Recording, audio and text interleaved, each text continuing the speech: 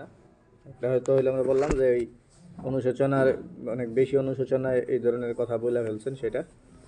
আর সবচেয়ে গ্রহণযোগ্য বক্তব্য হইল এটা কেনায়া, যে ইসমত কেনায়াত না নিল ইসমাতি, এই কাজটা যদি আমি না করতাম তো ওনার এটা মনে হইল হাত্তা এটা আমার না, উনি এটা ভাবতে লাগলেন যে উনি যদি ওনার দ্বারা যদি এই কাজটা সংগঠিত না হইতো এটা আর কি। এমনকি উনি হাত্তা জন্না আন্না হুমিন আহলিন নারী এটা পর্যন্ত ভাবতে লাগলেন যে ওনার মনে হয় আর জাহান্নামে যাওয়া লাগবে, এই ধরনের ভাবনা আমার মাথায় চলে আসলো। হ্যাঁ, শাইখুল হাদিস ইবনে শাইখুল হাদিস নাকি তো এরকম আর কি। করিম করিম পুরা ধারাবাহিকভাবে নবুয়তের সিলসিলা বেশ উপরের লেভেল পর্যন্ত গেছে এবং এই ধারাবাহিক পিতা পুত্রের শেষ লেভেলটা হইল ইউসুফ আলী সালাম। তো ইউসুফ আলী সালাম হইল এই ফজিলতের অধিকারী, বাপ দাদা ওনার বাবা এরা সবাই নবী ছিলেন। তো এটা দিয়ে নবী সাল্লাম তাকে তো হইলো শের বলেন নাই, সেটা বললাম কেন শের না, এবং শের হয়ে গেলে এটা কাকতালীয় ব্যাপার। আর আরেকটা হইল যে এটা দ্বারা ইউসুফ আলী ইসলামের এই ফজিলত এটা লা ইয়াক্তাজি ফজলাহু মিন জামিআল উজুহ, অন্যান্য সব নবীর চেয়ে সব দিক দিয়ে ওনার ফজিলতের না, এটা হলো ওনার বিশেষ ফজিলতের দিক। যে এগুলি খুবই ফালতু কথা, কোনো এক নবীর ফজিলত আইলে যে এটা এফোর্সের দিক আইলে অন্য দিক দিয়ে আগায় এরকম না। এক নবীর একদিক দিয়ে আগানোর ব্যাপার হইলে আগানোর ব্যাপারেই কইব, এটা কোন দিক দিয়ে আবার পিছানোর বাজার দরকার ওইগুলি করে আর কি মানুষজন, খুবই ফালতু লাগে আমাদের হারা এগুলি করে। কারো ফজিলত আইলেই যে ওনার এই ফজিলত মানে কি না, হ্যাঁ যে উনি সব দিক দিয়ে আগায় আছে এটা বুঝায় না, এই সব দিকে ওয়াজান্তা চোখেরে ওই শ্রুতিকটু কথাবার্তা নবীদের লাগাম টাইন না ধরা আর কি, সে কথা। ওনার এই ফজিলতের কথা আসছে সেটা নিয়েই তো ফজিলতের কথাই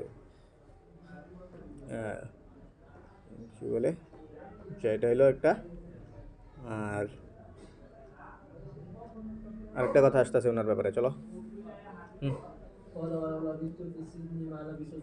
হ্যাঁ, ওনার সবরের ব্যাপারে একটা প্রশংসা বাক্য নবী সাল্লাল্লাহু আলাইহি ওয়াসাল্লাম বলতেছেন যে ওলাউ লাবিস্তু ফিস সিজনি মা লাবিসা ইউসুফ, হ্যাঁ সুম্মা জানির রাসূলু আজাবতু, মানে কি ইউসুফ আলাইহিস সালামের কাহিনী তো জানোই। ইউসুফ আলাইহিস সালামের কাছে যখন ইয়ে আসছে, বাদশার রসুল যখন আসছে এসে বলছে না যে কী করো, আরে করো না,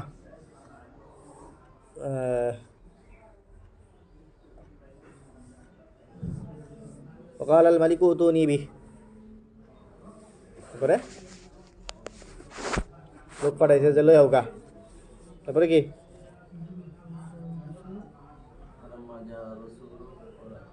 হ্যাঁ, তারপরে উনি কি জেল থেকে না বাইরে কি করছেন, কাল আর জিয়া ইলা রাব্বিক ফাসআলহু মা বালুন নিসওয়াতিল্লাতি কাত্তানা আইদিয়াহুন, কি জিগাও এটা আমার ব্যাপারে জানি না, এরপরে বাইরে তো এতদিন থাকার পরে পরে উনি কি কয় জেল থেকে বাইরে আর অফার পাওয়ার পরেও উনি বাইরেছেন না, বুঝতে পারছ, জানি না আসো সেটা।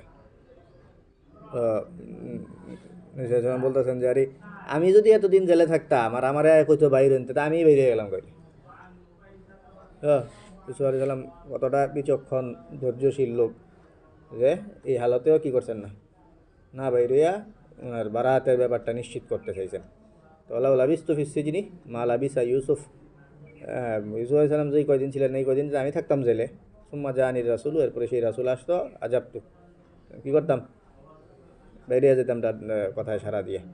তো ইন্নামা কালাহু তাওয়াজুয়ান, সাল্লাম এটা প্রশংসার কাজই, এই প্রশংসার কাজরে প্রশংসা হিসাবে করছেন, মুবালাগাতান বলছেন আর কি, আমি তো বাইরে যেতাম কা, তো কিত্তু আন উজিবা এটা মুরাদ, অথবা তো এটা বলছেন মানে হইলো সাধারণত এটা বাইর হওয়াটাই আইব ছিল না, এটা বুঝাইতেছেন যে ওই সময় বাইর হয়ে যাওয়াটাও আইব হইতো না, আমি বাইরিতাম মানে এটা জায়েজ ছিল বাইর হওয়া, এটা বুঝাইতেছেন এই বাইর হওয়া যাইতো, এরপরেও উনি বাইর হন নাই, আজিমতের উপরে আমল করছেন, এটা উনি সবরের সবচেয়ে বড় নজরানা পেশ করছেন এটা। ঈসা আলাইসাল্লাম বাইরে যাইতেন, এটা তাওয়াজের উপরে হামল করা হয়। চলো হয় যে আয়াত আছেই। চলো তো এরপরে কার আলোচনা? লুত আলাইসাল্লামের। লুত আলাইসাল্লাম উনি তো তোমাদের বলছি আমরা হিস্টোরি। লুত আলাইসাল্লাম ইয়ে করছেন, নিজের এলাকায় ছিলেন না। লুত আলাইসাল্লাম বলছি না কোন প্রেক্ষিতে তোমাদের, যে ওনারা বাবেলের ছিলেন, ইরাকের। পরে কেটা কেটা হিজরত করে গেছে? লুত আলাইসাল্লামের কেটা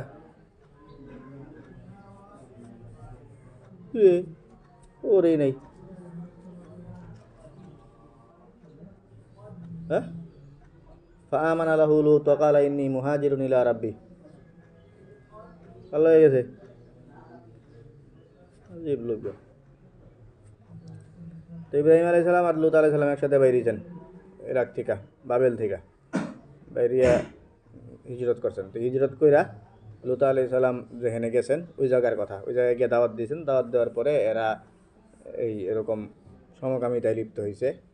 তো লূত আলাইহিস সালাম আক্ষেপ কইরা বলতেছেন যে লাউ আন্না লি বিকুম কুওয়াতান, আমার যদি পাওয়ার থাকতো, আও আফি ইলা রুকনিন শাদীদ, অথবা রুকনে শাদীদের দিকে আমি যদি কি করতে পারতাম, শরণাপন্ন হইতে পারতাম রুকনে শাদীদের। সে কথা। তো রুকনে শাদীদের শরণাপন্ন হওয়াটা যেটা, এটা যে দুইটা মতলব। একটা হইল যে রুকনে শাদীদের দিকে যদি আমি শরণাপন্ন হইতে পারতাম, এর মানে হইল আমি যদি আমার গোষ্ঠীর পাওয়ার যদি এখানে থাকতো, থাকতো এখানে তো আর আমার গোষ্ঠীর পাওয়ার নাই, আমি তো হিজরত করে আসছি, এটা। তো এইটা মুরাদ হইলে নবী সাল্লাল্লাহু আলাইহি সাল্লাম বলতেছেন, আরে লূত আলাইহিস সালাম যদি রুকনে শাদীদের দিকে যদি উনি রুকনে শাদীদের শরণাপন্ন হইতেন, তো নবী সাল্লাল্লাহু আলাইহি সাল্লাম রুকনে শাদীদ দ্বারা মুরাদ নিতেছেন যে আল্লাহ তাআলা, লিআন্নাহু হুয়ার রুকনুশ শাদীদু বিল হাকিকা। বুঝছো কথা? তাহলে লূত আলাইহিস সালাম বুঝাইতেছেন যদি গোষ্ঠীর যেতে পারতাম, নবী সাল্লাল্লাহু আলাইহি সাল্লাম বলছেন উনি যদি আল্লাহর দিকে যাইতেন, এটা একটা। আর আরেকটা হইল ইন্নাহু কানা লা ইয়াবি ইলা রুকনিন শাদীদ, উনি রুকনে শাদীদের দিকেই গেছেন। আর আল্লাহ নূহ আলাইহিস সালাম উনিও রুকনে শাদীদ দ্বারা আল্লাহ তাআলাই মুরাদ নিছেন যে আল্লাহ তাআলার দিকে আমি চলে যাইতাম, এর মানে হইল তখন আমি তোমাদের এই সব আকাম কুকাম দেখাচ্ছে আমি যদি মরেই যেতাম। জ কি জানো মরিয়ম সালাম কি কি কি ছিলেন না, মৃত্যু কাবলা হাজা ওয়া কুনতু নাসিয়াম মানসিয়া। এই মৃত্যু কাবলা হাজা ওয়া কুনতু নাসিয়াম মানসিয়ার যেটা যে মানা, ওইটার এই মানা আওয়াবি ইলা রুকনিন শাদীদ। কথা। তাইলে গোষ্ঠীর দিকে গেলে নবী সাল্লাল্লাহু আলাইহি সাল্লাম এখানে লূত আলাইহিস সালাম যে গোষ্ঠীর বল চাইতেছেন, ওইটারে বলতেছেন যারে উনি যদি আল্লাহর বল চাইতেন, সেটা কারো কারো মতে এই ব্যাপারটা এরকম, তখন এটা একটু সমালোচনার মতো দেখায়।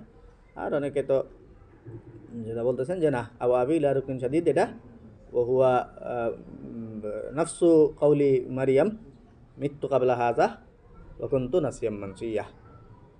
বুঝতে কথা? চলো, হ্যাঁ। আচ্ছা, এরপরে ওই পরের কথাটা আগেরটা যে কি, ওই আগে